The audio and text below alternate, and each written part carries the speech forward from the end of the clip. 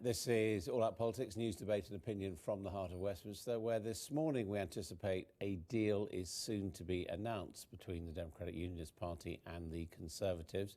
And we can go now to our Ireland correspondent, David Blevins, who is in Downing Street. So it looks like formalities rather than hard negotiation today, David. Yes, I think that's right. I'm hearing that the DUP leader is now en route to Downing Street for the second time in 13 days. Arlene Foster will be accompanied by her deputy, Nigel Dodds, the man who leads the party here at Westminster, and on this occasion by their chief whip and the man really who has negotiated this agreement for them, Sir Geoffrey Donaldson. The three of them will meet with the Prime Minister, Theresa May, within the next half hour. And while they're telling me that there are still a couple of unresolved issues, I think the loose interpretation of that is that this is a dotting of the I's and crossing of the T's exercise. I absolutely anticipate that they will sign on the dotted line today and then come out and tell us that they've reached agreement. And that's the point perhaps when we will find out for the very first time the price Theresa May has paid to prop up her minority government here. It's taken rather longer, David, than certainly many in Westminster were expecting, but perhaps not from your perspective in Northern Ireland.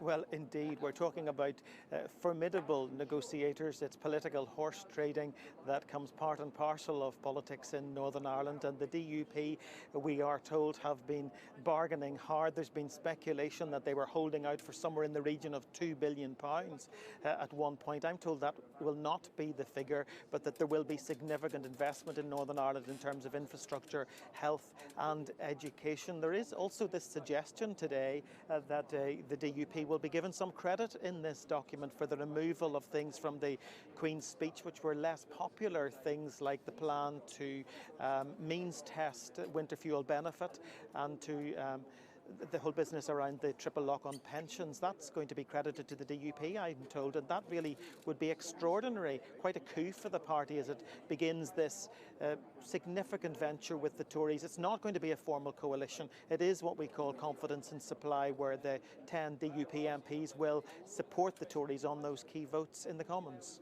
Hey, David, I think the statistics show that per head the people of Northern Ireland get taxpayer spending considerably above England and Scotland and Wales. Is that just sort of hush money to keep the political situation quiet, or can a more principled justification be made for it? I think probably the former, Adam, to be brutally honest. It's always been part and parcel of the peace process, or what we call the peace process in Northern Ireland. And the DUP has been one of those parties has been bargaining hard with the government for a reduction in corporation tax in Northern Ireland, for example. They want it halved to make Northern Ireland more competitive with the Republic, but they've always been told that the result of that will be a huge cut in what's called the block grant, what Northern Ireland receives from number 11, from the Treasury effectively, to pay for things like health and education and infrastructure. So that's why any money that's coming from that direction really will be to offset that cut in the block grant. And I wouldn't be surprised if the cut in corporation tax was included in this agreement. But as I say, we've not actually seen a copy of it yet. We're going to have to wait a little longer for that. Well, David, things running a little late. Arlene Foster and team not there on the dot of 10:30. We'll be back for live pictures of her arrival. And if that confidence and supply deal is agreed today, will it be bad news for Jeremy Corbyn, who has been flying high since the election? Labour won 40% of the vote share by deliberately rejecting the very formula which won them their biggest ever victory in 1997. Of course, the ideas of New Labour. Mr Corbyn prides himself on being as far from Tony Blair's policies and governing style as possible. So today we're asking, is New Labour all over? Joining me to discuss that are Catherine MacLeod, previously an advisor to the former Labour Chancellor Alistair Darling, and Owen Jones, the Guardian columnist and author. First of all, Owen Jones, if there is a deal with the DUP today and the government gets on a sort of semi-stable footing, is that bad news for Jeremy Corbyn and Labour, do you think? Well, it's bad news for the country to have a coalition of chaos governing at a time when we need strong and stable government, as the entire election was called on that basis, of course. Obviously, the DUP are full of very unpalatable types, homophobes, climate change deniers, anti-choice, sectarian extremists. And they will have a weak, divided Conservative government over a barrel, it will further toxify the Conservative brand. David Cameron on social issues went to great pains to make them less toxic on those issues with, for example, equal marriage, given the history of the Tory party in resisting LGBT rights. I think to be seen in cahoots now over a barrel with the most extreme party in the House of Commons, and with, for example, Michael Fallon, the Conservative cabinet minister, saying the Tories have more in common with the DUP than any other parties. I think clearly Labour are ahead in the polls. We're heading into an economic turmoil, falling wages, and a coalition of chaos. So tactically, it might actually help. You think? Yeah, but I think the problem, speed up disillusionment. It's good. It's good from a party political perspective, but from the perspective of what's good for the country, we're in a real mess, and we're in a real mess because of the actions of two Conservative prime ministers who plunged this country into absolute turmoil. It's ridiculous. What do you think? A stable minority government, does that help Jeremy Corbyn? It might. It all depends how we place it. If Theresa May has made sure that they're not going to be able to advocate their social policies in the House of Commons, don't think it will make very much difference. And I think to the country, I think people are so fed up with politics that they're wanting politics to work. It is chaotic. If Theresa May can grasp something from the DUP have always been in cahoots with the Conservative Party. This is it being formalised, so not much has changed. And we can see the pictures now of what we think is going to be the agreement of that deal. There's Arlene Foster, the leader of the DUP, and Nigel Dodds, the leader of their parliamentary group, and also Geoffrey Donaldson, who has been involved in the talks here at Westminster, another MP, because Arlene Foster, of course, is not a member of the Westminster Parliament. And Theresa May coming out for a handshake, I think a sign of optimism in that, and posing on the doorstep. Now, what we understand is going to happen is that they'll have a short meeting inside, because Mrs May, of course, has also got her meeting in Grenfell Tower and her statement on settled status for EU citizens in the UK coming out. But we think they will be coming out in half an hour to an hour's time, and there will be some sort of statement in Downing Street from the DUP, rather from the Prime Minister. But what about the suggestion, Catherine, that you just heard from Owen, that actually climbing into bed with the DUP is just going to further toxify the Conservatives and speed up the mood of disillusionment with the Tories, which could lead to a Labour government? I think it will further toxify the Tories, although, as I said earlier, I think the DUP have always supported the Tories. I think it will be very interesting to see how Jeremy Corbyn plays this, because I think the Tories will throw back his long ago association with the IRA. And I think that if what your correspondent says is right, if that they're going to lower corporation tax, but at the same time protect the triple lock and protect winter fuel payment, that will be very hard for the Labour Party to argue, because interestingly enough, it was in their own manifesto. Well, obviously, the fact is we know the Tory manifesto has been absolutely shredded. They had a calamitous election campaign when, whether it be on... No, but actually, you portray the DUP as homophobes, but they're going to come out and say, look, here are these centrist policies that we've been backing. Well, I don't think got the Tories this is just it's just a government in paralysis. There's very little they can do. We've seen the Queen's speech already.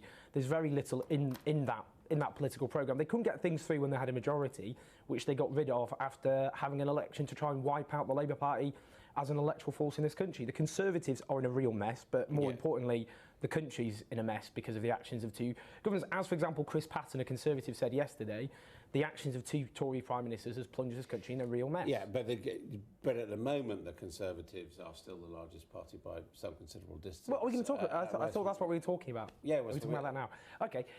Well, look, in 1997, when Tony Blair came to power, there'd been 18 years of Conservative government. I think to come from where Labour was in 2015, which was the worst result in seats since 1983, where all the odds were stacked against Labour, not just in terms of the polling, but things like, for example, the loss of Scotland, where Labour had collapsed as a political force, to get the biggest increase in vote share since 1945, to win seats that Labour have never won before, like Canterbury, like the People's Republic of Kensington, constituencies Tony Blair never won. I think clearly Labour are much closer objectively to power than they were.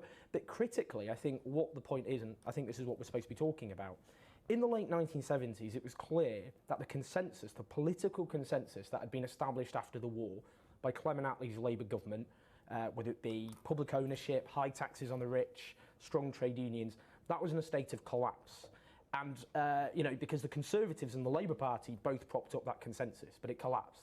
I think we're seeing a similar phenomenon today, which is that consensus established by Thatcherism from the late 70s onwards, where both parties accepted the underlying principles of that. That is now collapsing, and we're seeing now that a Labour Party can win millions of votes, 13 million, and is now on course for government if things continue as they are, on the basis of rejecting... And you see this with a clear break with Blairism? Well, Blairism is dead, of course. New Labour was a product of the time. Good things happened under that government. Minimum wage, public investment, LGBT rights, I could go on.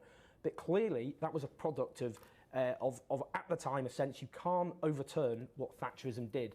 Labour now is saying you can have a government where you ask those at the top to pay a bit more money to invest in public services. You can have public ownership, you can get rid of student debt, all these things can happen. Do you think that's right? Well, I think some of it's right. I think, of course, Labour is nearer government than it has been since 2010, and a good thing that is too. However, when we say that the Labour Party did better, so did the Tories. The Labour Party has still a huge mountain to climb.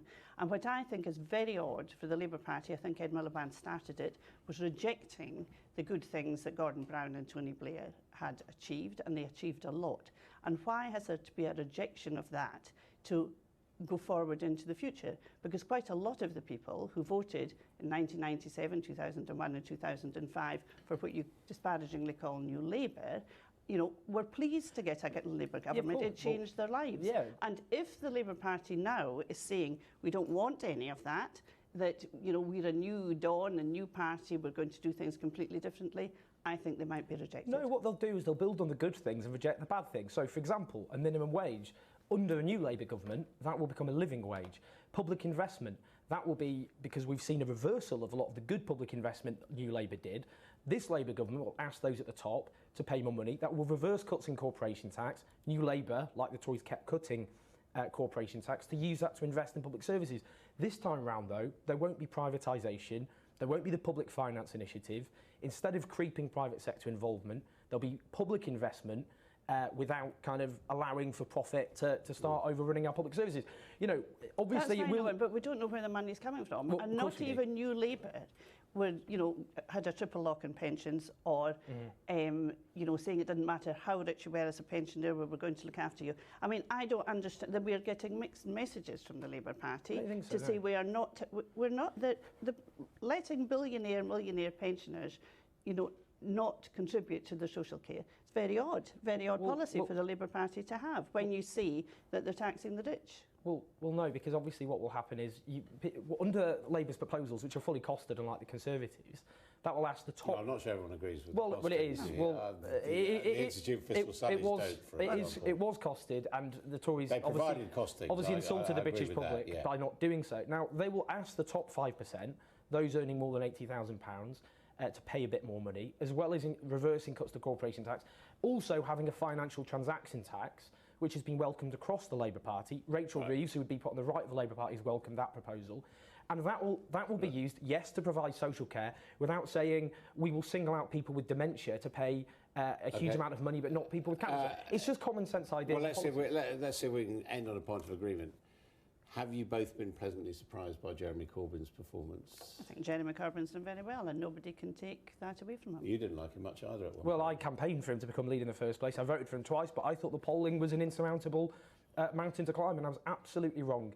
And during that election campaign, which I threw everything into, I saw across the country people who've never ever voted before getting involved, knocking on doors, and New Labour couldn't have done that. What happened with non-voters, young voters, for example, people in Scotland again. New Labour won. If we'd gone under the New Labour, if we did a New Labour formula, say New Labour didn't do it? Yeah, but that's because it was a product of the 1990s. In the constituency nearest to me in Harlow, New Labour won it 3 times. They lost this time. New Labour never won Canterbury, for example, never won Kensington.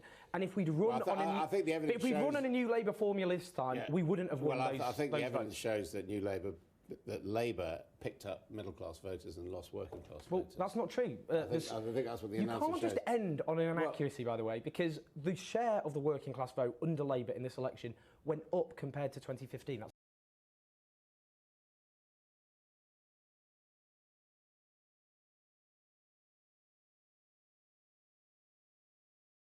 not true. They didn't lose. Not compared to not the share. The total 1997. number went up because the total vote went up. But the vote and the share. The share and the number went up. You can't end on inaccuracy. I think that is disputable. Talk to John Curtis and Michael Thrasher about it. The share went up. It's just you're saying more went to the Conservatives as a proportion compared to last time, but that's not the same thing. OK. Thank you for that clarification. Thank you both. This is All Out Politics.